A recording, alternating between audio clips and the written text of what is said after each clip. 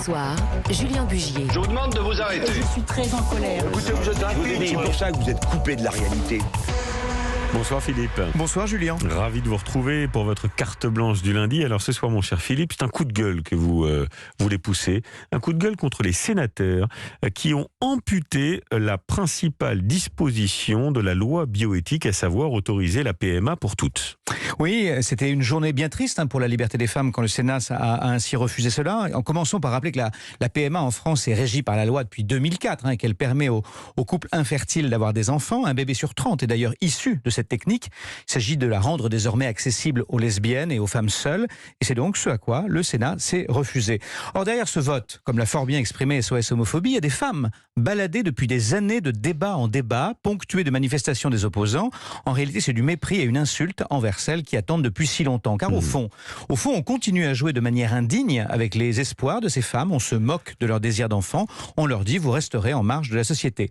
Imaginez que si les choses demeuraient en l'état, elles devraient continuer à accomplir leur démarche à l'étranger, notamment en Belgique, c'est-à-dire en cachette, comme autrefois leurs aînés se faisaient avorter clandestinement. Et pour autant, si vous êtes en colère, vous n'êtes pas tellement surpris de cette décision, dites-vous. Non, en effet, le Sénat n'a jamais été très progressiste, reconnaissons-le, et pour l'association Maman Solo, son vote est une superbe leçon de patriarcat de la part d'hommes non intimement concernés par le sujet, manifestement non informés et attachés à une vision traditionnaliste de la famille. Fermez le banc.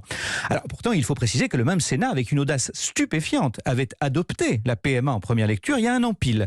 Alors qu'est-ce qui s'est passé entre-temps ? Eh bien, un homme s'est activé en coulisses pour que la Chambre haute fasse machine arrière et en revienne à ses fondamentaux. Cet homme, c'est Bruno Retailleau, le président du groupe LR. Il a si bien manœuvré qu'il a rallié à lui les plus radicaux et les plus conservateurs, et exaspéré la gauche qui a préféré s'abstenir devant un texte vidé de sa substance. Et pourquoi cet activisme, selon vous, mon cher Philippe ? C'est tragiquement simple. Retailleau est en campagne pour décrocher l'investiture des Républicains à la présidentielle, et il reprend le flambeau de la droite catho pour espérer rallier tous les militants de la Manif pour tous, qui ont d'ailleurs salué ce revirement comme une victoire. Au fond, il a instrumentalisé les familles dans le cadre d'une guéguerre politique et pour faire avancer son ambition personnelle. Vous voulez que je vous dise, je trouve ça, moi, assez lamentable. Mais peut-être que fondamentalement, il est opposé aussi à la PMA pour toutes. Peut-être que ce sont il y est, mais ça simplement ses n'empêche pas les convictions. arrière-pensées, je pense. Alors, néanmoins, Philippe, lorsque le texte reviendra à l'Assemblée nationale, a priori, en dernière lecture, il sera adopté. La PMA entrera donc en vigueur. Oui, il y a de grandes chances qu'il en soit ainsi, mais une fois de plus, la France aura démontré sa frilosité sur ces sujets dits sociétaux.